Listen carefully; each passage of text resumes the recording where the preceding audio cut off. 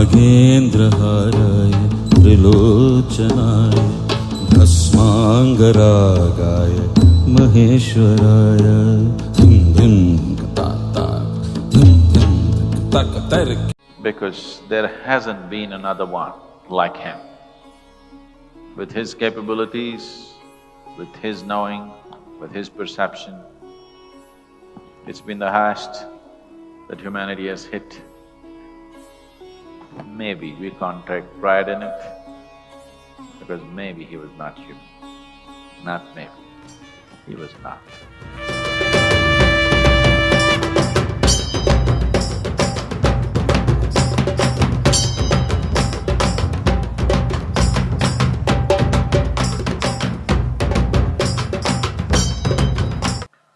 When Parvati insisted that she must marry him, or Sati insisted that he has to marry him, and he said, okay. Then the wedding was set up, all the guests came, people gathered,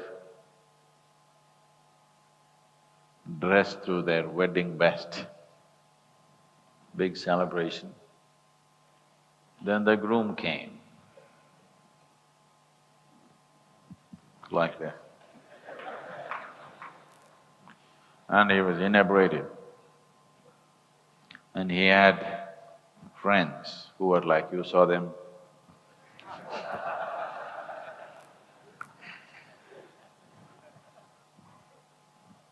He had really freaky friends who didn't even look human, and they were not. They were not human and they were not interested in pretending to be human. So they just came, all of them inebriated, making cacophonic noises of their own, speaking in a language that nobody could understand, making loud noises. They came. They were almost about to pass the wedding and go on because they don't even know where they're going. The mother of the bride, Meena, saw him and she said, am I giving my daughter to this man? She just looked at him and she fainted. If you can make your mother-in-law faint, you gotta be something.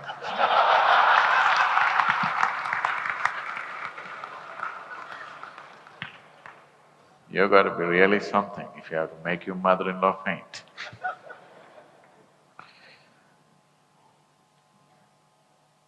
So he's like that. For the wedding, because when people pleaded and the bride pleaded, please, for my sake, get civilized, look better, then he transformed himself into an absolutely handsome man, so well-dressed. That form of him is known as the Sundaramurti. He became a fabulous man, absolutely handsome and civilized, just for the wedding.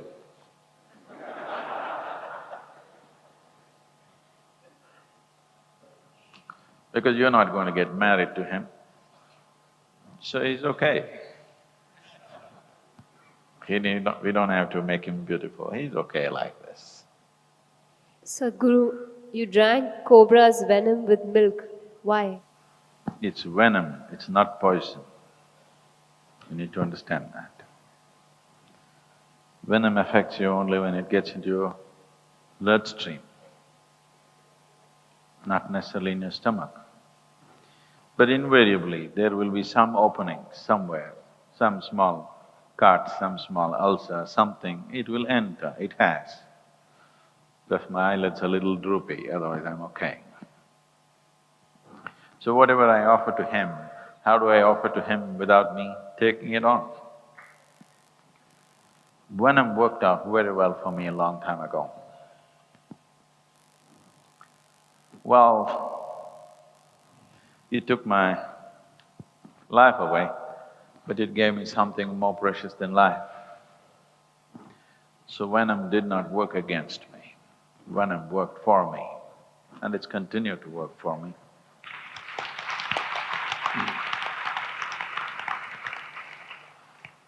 So, there are various aspects to it. My only concern is, if I speak about this, people will understand it in bits and pieces and take those bits and pieces and they may get bitten.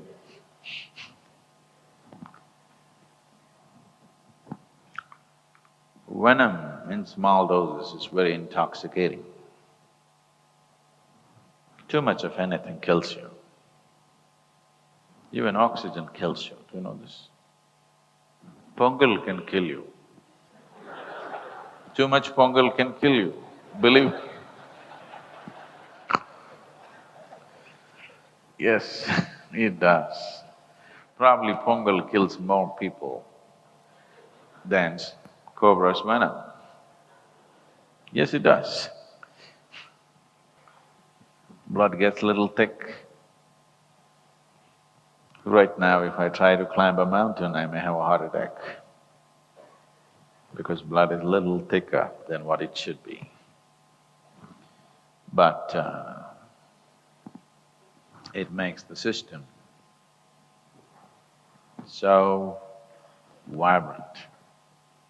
Above all, I didn't want to offer it to him unless I'm willing to take it too. So, this… he likes it. He drinks it up. Solidified mercury takes in only 3 substances. Actually, we could experiment, but I don't want to do such things. With another piece of mercury, we could try this, you can see this actually. It will take in gold, it will take in silver, and it will take only cobra's venom. You give it some other venom, he won't take it. He's very choosy about it. He wants only that. These are only 3 substances that he will eat, nothing else he will touch. So that's not without reason, there is good reason for that. If you're made in a certain way, energy-wise, if you are in a certain way, if you're vibrant beyond a point, then the cobra's venom works in a completely different way on the system. You might have heard,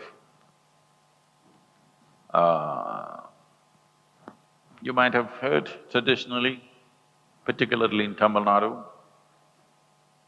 some of the siddhas use this. If somebody is poisoned, then they will take many bites from the cobra and they will recover. Have you heard of this? Huh? Particularly in South. And one famous case in history is Bhima. Bhima was poisoned and then he was put in a river where snakes bit him repeatedly and he recovered from the poison that he had eaten. It can do many things to you. The reason why, the symbolism of the snake, the raised hood upon Shiva's head, worn as an ornament. Shiva is generally described as Trinetra, that means one whose third eye has opened, which essentially means that he has reached the peak of perception. Everything that can be perceived is perceived by him. He's using snake as a symbolism to… in a way, the statement is that he's as perceptive as a snake. What is so perceptive about a snake? A snake in, let's say, Velangiri Mountains